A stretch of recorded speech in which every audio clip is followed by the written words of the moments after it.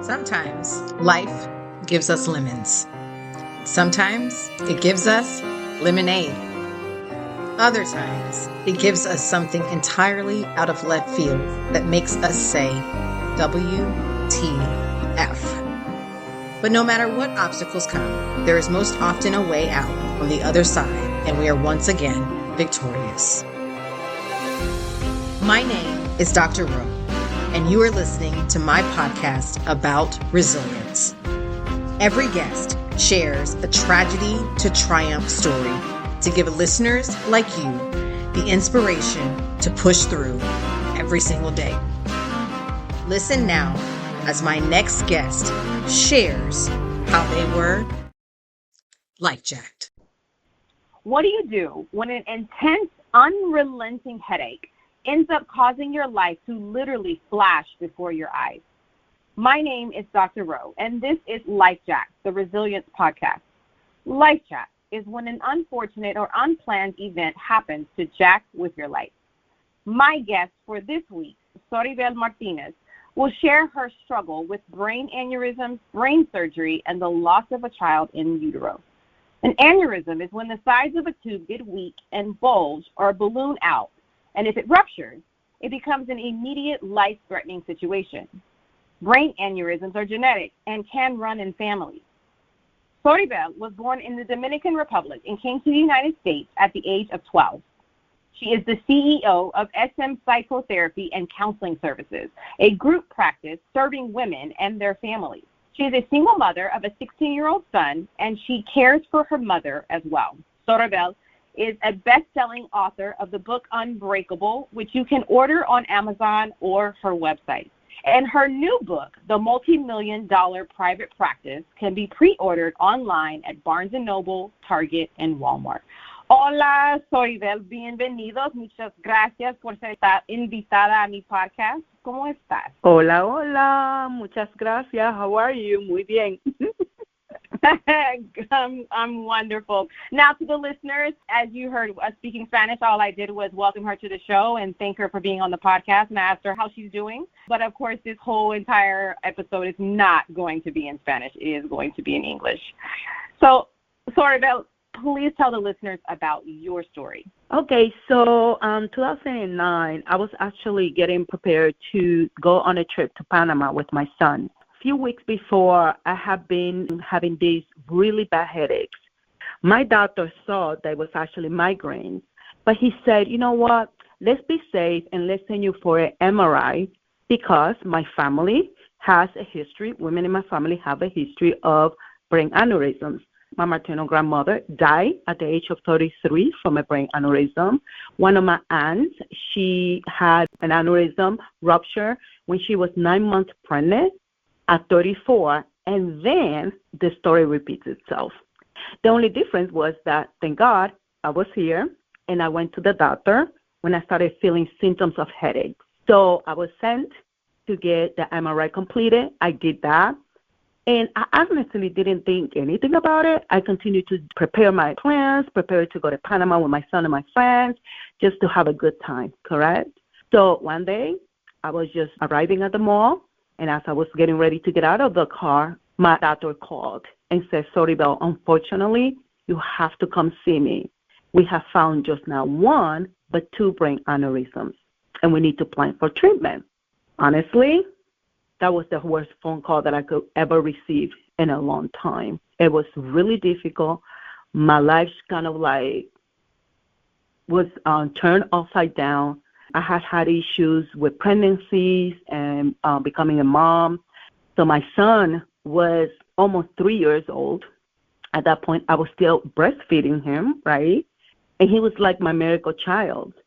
So receiving this news and knowing the consequences of brain aneurysms and the surgery and all of that, it was really, really difficult. I just went into a mindset of like, oh my God, what am I going to do? I'm going to lose my life. I'm going to leave my son alone. After all this work that I have done to be a mommy, I eventually make it, and now I'm going to leave my son motherless. That was like the worst feeling of feeling like powerless. It was like deep sadness. I felt like frozen. I just didn't know what to do. I was supposed to go to the mall. I just froze in time. I didn't know if I should go in, go out, go home. I was just sitting there like in shock. And that's how the story started. Were there any warning signs for you to know you had a brain aneurysm? The headache was the only thing that was really bothering me. And that's the reason why I went to the doctors. But I never thought it was going to be a brain or two brain aneurysms. For me, it was like, oh, my God, this is just like migraines. I probably just stressed out. I had a really stressed job at the time. I used to do in-home mental health services for children and families. So I thought, like, I was just stressed and, but unfortunately, that phone call really changed my life. So had you been having this headache for days or weeks, or how long had you been having this headache? I was having the headache too often, and they were bothering me. Like, my head felt like heavy. I couldn't really think clearly. I was just like not myself. So when I started experiencing that for a couple of weeks, I was feeling that way, and I would take something for headache. Sometimes it would go away. Sometimes it wouldn't go away. I was like, you know what, let me just go to the doctor. When you went to the doctor, did they tell you the symptoms of a brain aneurysm? Is the headache, is that the only symptom, or are there other symptoms you should look for? So the doctor did a neurological exam. He checked my eyes. He checked everything to make sure everything was fine. It was really, for me, was just a headache. And normally when people have a brain aneurysm rupture, they get that headache, and people just passed out, and they just have to go to the hospital immediately because it causes internal bleeding, and you may die. It could happen in your stomach. It could happen in your brain. It could happen in a leg. It could happen in any other place in your body.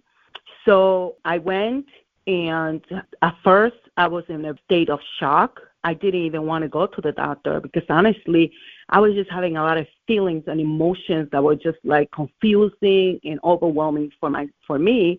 And most importantly, I was worried about my son. Like, he was young, he was still breastfeeding. What am I going to do?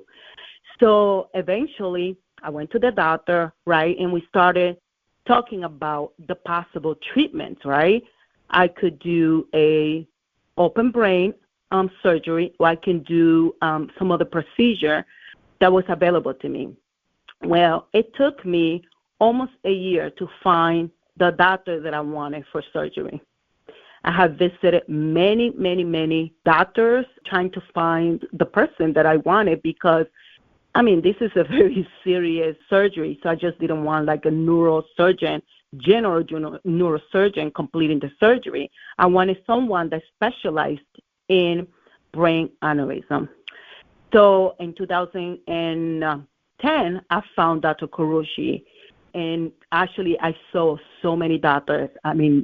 Like I would say more than 20 doctors. What was the deciding factor for that particular doctor, for Dr. Kurushi? So the deciding factor for me to choose Dr. Kurushi was his level of knowledge. All he did was repair brain aneurysms. He was the best. And also something that I enjoy working with him, was that he would sit down, he would take paper and pencil and explain it to me. And because I knew already so much about it, I knew that I was in the right hands. So we decided that I was going to do an open brain repair because the angiogram, which was the other procedure, I didn't qualify for that because the neck of my aneurysms were too wide. So what they do is with the angiogram, they go through your groins all the way to your brain, and they put coil inside of the bubble to stop it from getting larger and larger and popping. So I didn't qualify for that. So they had to shape my head and do the brain aneurysm repair. Oh, my goodness. Now, you said that brain aneurysms run in your family, and I mentioned in the introduction that they are said to be genetic, and you said you had your grandmother, I believe, or your great-grandmother. Mm-hmm. My grandmother, maternal grandma, yes.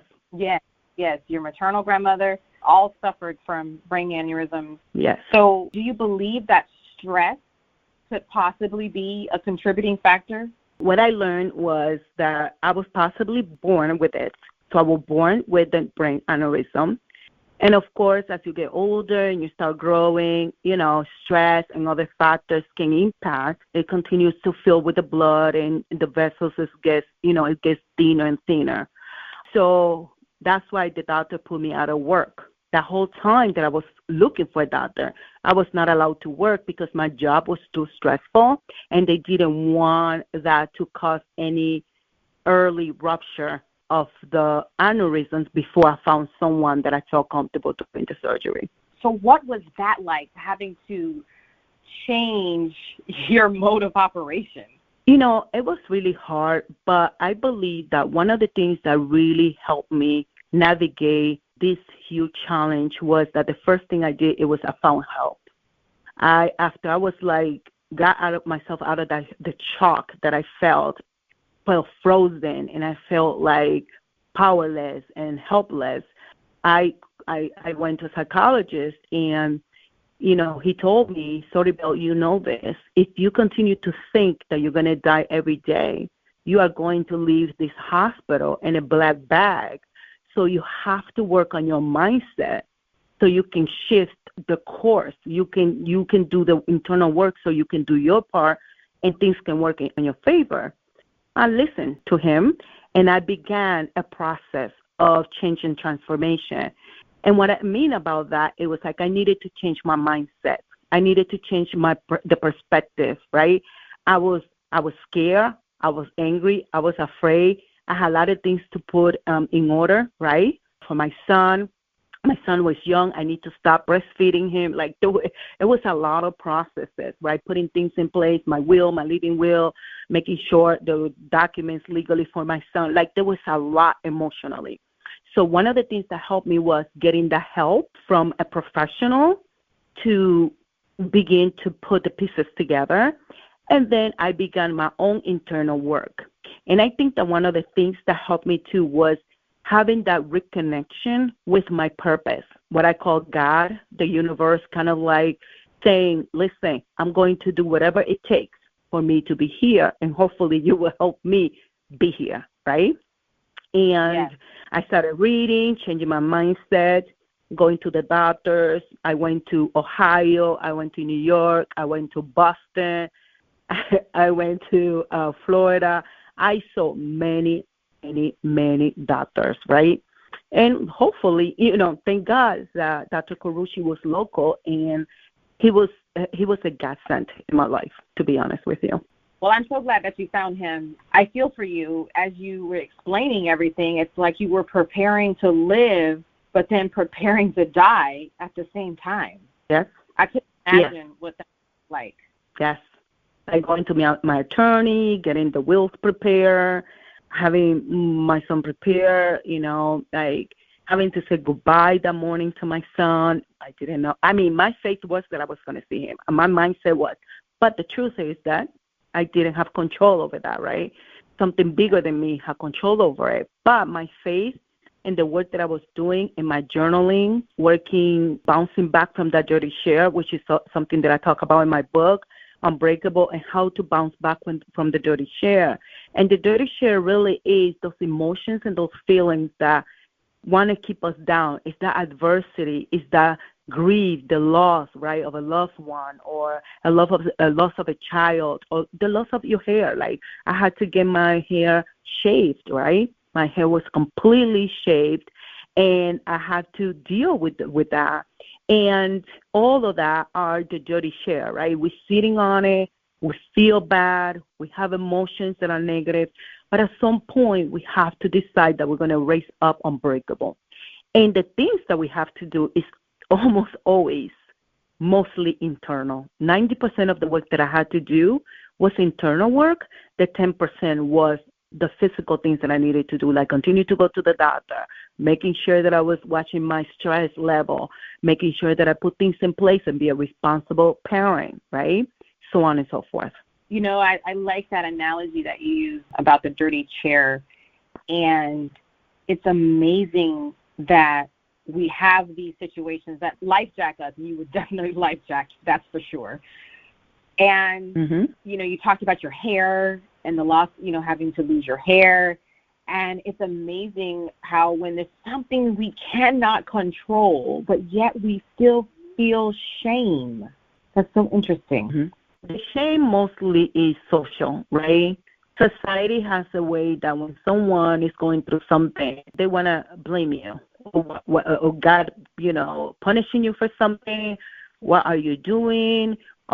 Maybe you need to repent, and they say things that they may not mean it, but it really creates these feelings of shame and also make you feel like inadequate or that you're not good enough. So what I did was I recommend everyone that's going through a moment of adversity in their lives is to stay away from the people that are very negative, people who really don't apport something positive for you, the recovery, or to help you bounce back from that dirty share. So what I did was I guarded my energy. And I only allowed around me who were people that were there to support me, my support system, my family, my close friends, the community. I had a big community. My son's school was a huge community that supported me like tremendously. So I only allowed people to come close to me that were nice and that were willing to pray and help me get through it. I love the fact that you mentioned that not having negative people in your life. And so in your healing journey, did you have a support system, which you mentioned, your son's school was there. So who else was there helping you get through this difficult time? Of course, my parents, my siblings.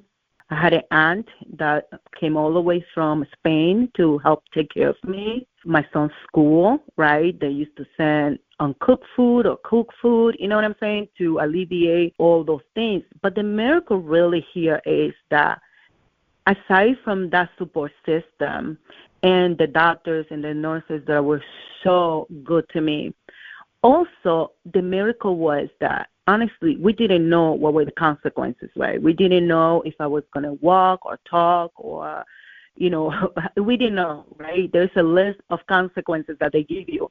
And I told Dr. Kurushi, you know what, I'm going to sign it. I don't even want to read it. I don't want to hear it, right? My face is that I'm going to walk out of here.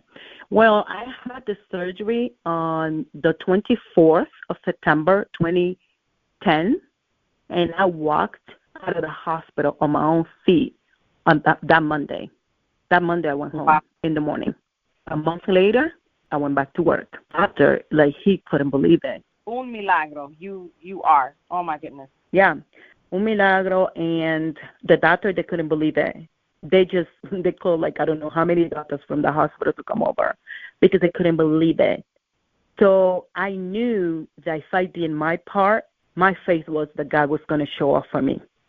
And that's how I lived my life, right? I believe that there is a work that we have to do internally, and if it's not your time and you do your part, God will also work on your behalf and put the right people on the path to help you heal, to help you do the things. And 2 weeks later, I was driving. I drove myself to take out the stitches, the big stitches, those grabbing things that they use on the floor and for construction. That's what they put in your head, those big old things. Oh, wow. Oh yes. Oh, I wow. look like a monster. Yes, I look like a monster. But I had good people around me. My family was there. I was taken care of. And I did everything that I needed to do to help the process, which is the most important part, the internal work that we have to do in order to fulfill our purpose. And a lot of times, adversities have to show up for us to realize, I'm not connected with my purpose. I'm disconnected, or I'm not doing the work that I was really called to do, or things like that.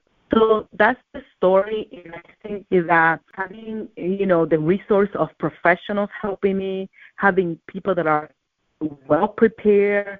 In the news lately, we have seen many women, particularly women of color in high-profile and perceptively stressful jobs, pass away suddenly. What are your thoughts on that? So I think that the unrealistic expectations of women in our society it really takes a toll on us. We are expected to be great at everything we do. We are not given grace. We are not granted compassion, right? We are expected to be great moms and sisters and daughters and wives and lovers and girlfriends. Like, there's all these expectations from us. And quite often what happens is that we get stuck in taking care of everyone else. And as a young woman, as a teenager, I was always like taking care of my family. Not financially, but emotionally, right? Every time there was a problem, Soribel was like, let's go to Soribel, let's talk to Soribel, right? And I used to kind of like breathe in and take in all those dysfunctions and all these different expectations that were so unrealistic from me as a young woman, right? So I think that the stress, not giving ourselves the self-care that we deserve, not allowing ourselves to just be in peace and calm and just be. We don't have to prove anything to anyone, but we often have to remember that we have to go within and stay connected to the source, to the one that gave us the purpose, the vision, the mission, and allow the world to be the world, because it's too much sometimes, right? And women, this is why we die so young. This is why we always have heart attacks and stuff like that, because we have so much responsibility and we are not granted grace. Well, I know that was a wonderful message that a lot of the listeners needed to hear, but I can tell you, Soribel, I needed to hear that too, because I am in that setting where people come to me to solve a lot of problems. I solve a lot of problems at work. I'm a single mother, just as you, of 3 boys. A lot of times I'm solving lots of problems. I'm the oldest daughter in the family, so people lean on me, right? But it seems like when they know that you're dependable, right? They know you're dependable. They can count on you. You're responsible. So they're like, oh, let's give it to them because they're strong, right? Some fuertes. So they're like, let's give it to them. Well, they can do it. Yeah. Well, I have learned something, and this is my motto. If a yes to you is going to turn into a no to me, then that's going to be a no for you. So if you want something from me, and if I'm going to do it for you, it requires for me to say no to myself, then the answer is going to be no to you. Because if I'm constantly saying no to myself, what happens is that we are sitting in the back of the car. We're not driving our life. We are constantly taking care of everyone else, and we are sitting in the back. And what happens is we get resentful, we get angry, we get upset, we get depressed, we get sad, we feel like we're not appreciated. And I wrote Unbreakable for women like you and I, because I know that my story is your story. We're just in different bodies, right? And your adversity may be different, but you still need the tools and the strategies to know that you have the power to raise up unbreakable and create the life that you truly want. I love it. So when you say, I love what you said, if it's a yes to you, but it's going to become a no to me, then it's going to be a no. And I love that. But that's about setting boundaries, right? Yes. So how do you, and I know it's hard. It's so hard to set those boundaries because, again, like you said, the social things come in, like the shame and the guilt and the, oh, no, what are they going to think? And now they're going to be mad at me and they're going to be upset at me if I set a boundary. But what can you tell the listeners about making sure they set boundaries for themselves and for others? Here's the thing. Setting boundaries is not as hard as we think. We tell ourselves that setting boundaries is hard. And one of the things that we need to always make a decision is, what are those things that are non-negotiable for us? What is non-negotiable for you? For me, it's non-negotiable that I'm going to sacrifice, right, me, my family, my resources, right, to go save you when you have the tools and the strategies to save yourself. You see what I'm saying? So it's only hard because we have decided that it's hard. It's easier than when we think if we make it a non-negotiable, that for every no that I say to myself, it's going to be a yes to you. It has to be either a yes, or it's going to be a no for you, right? We either both sitting in the front or it's a no. It's important to set boundaries because when we set boundaries, we allow people to understand that we only going to allow what we allow them to do. And if you allow people to do whatever they want and there's no rules and expectations, they will run all over you, and you will die dry and empty and depleted. We can't die empty and depleted. We were here to get filled and to fill full others, right? It needs to be reciprocal, right? Both ways. It can't just be one way and you're always dry, you're not happy, you're angry, you're not fulfilled, you don't enjoy life, you're always not happy. So that's not what we were created to do. No, absolutely, and I couldn't agree with you more. My grandmother, who was one of the wisest women I knew, one thing that she used to tell me is you have to teach people how to treat you. You have to teach people how to treat you. Make it a non-negotiable. We're not negotiating my worth, right? How I deserve you treating me, period. So if you negotiate, people will always want to take the whole arm. But if you make it non-negotiable, then people know that they can't cross the line. And that was very important for me going through this process with the brain surgery, right? A lot of people, Christians, people saying things like that were very mean, like, that's a punishment because you haven't been to church and things like that are not nice. But I put a stop to it. No, thank you. Nope. No, thank you. You can pray for me from your house. Why? I don't want you to, because the things that they say are not going to support me. And I deserve to allow only the people my mom that are going to support me. The rest, they can take a step back. I know that's right. So in your psychotherapy private practice, you help women and families navigate challenges. Are there any particular methods you use? At SM Psychotherapy and Counseling Services, we help women and their families, and that includes the men, right? What I've found in life, as you can see with all the expectations that are always on us, most women are the ones looking for services for family members, whether it's a daughter, for herself, for a sister, for a brother, for a stepson, whatever. Women are always the one. So we help them with depression, anxiety, specific treatment for trauma. We work on relationships, family issues. We offer immigration evaluations so they can feel good about themselves and they can really build meaningful relationship with their families. That is what we do, and we do that in different ways. It could be group therapy, it could be support group, individual therapy, couples, parenting. We have therapists that specialize in parenting, parents who have children with trauma. We have people that specialize in substance abuse. So we have we have sex therapists, relationship therapists that specialize working with children and adolescents. Some other work, I have male therapists that he works with boys and adult males. So we offer the service because we know that women are constantly the one at the head looking for those services for their family members. Well, that's wonderful that you all are using your gifts in the healing arts practice to help women and families, young and old, male, female. That's such a wonderful thing. Your book, Unbreakable, I'm assuming is about resilience. Can you tell the listeners a little bit about your book? So Unbreakable is where I tell some of my stories of resiliency. Being an immigrant from the Dominican Republic, struggling with the language, being able to go to college, finish college on a scholarship when I was working around campus with a dictionary, at least for the first year,